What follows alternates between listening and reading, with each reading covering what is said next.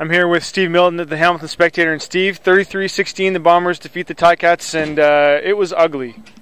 What's that sound I hear?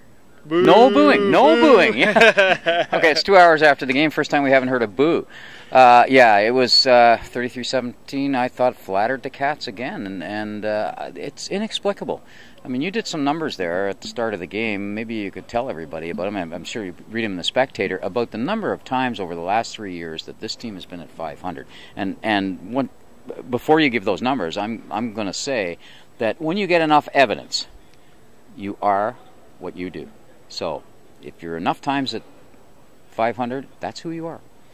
Well, I mean, Kevin Glenn, for almost his entire career as a starter, is a 500 quarterback. For his career as a head coach, Marcel Belfait is a 500 coach. I mean, can this team make the leap? I mean, Marcel Belfait said after this game that he was hoping that this would be the game where they were able to take the next step. Obviously, they did not.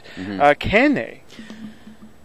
You'd like to say yes, because I think the same thing was said of two different situations, Henry Burris and Saskatchewan Roughriders. But I don't know if you can just go to the shining moments, because there's an awful lot of other people who have been 500 type of situations. I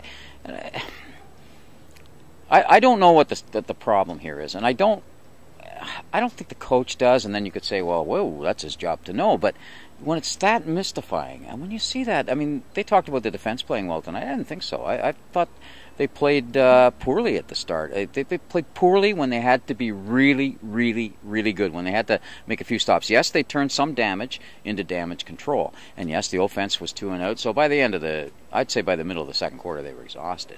But their inability, this was an offensive problem. I mean, the defense I didn't think came up big, but the second down conversion, they didn't have their first one till their 9th of the game, and that was in the 40th minute of the game. I mean, they should have been down by 25 by that point.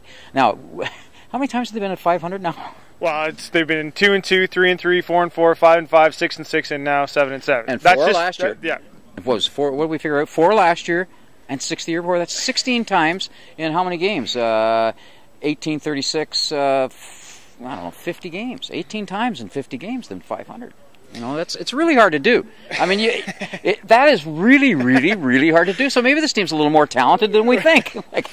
Well, now, 4 games left in the season. I think the East Division crown out of reach. And I think they're going to have to, if not win all 4 games down the stretch, then at least 3 or 4 to even play a home playoff date. Certainly not an easy road left. Not an easy road, and you have to do it on the road. And now you got to start thinking, Drew. When's the last great home game they've played?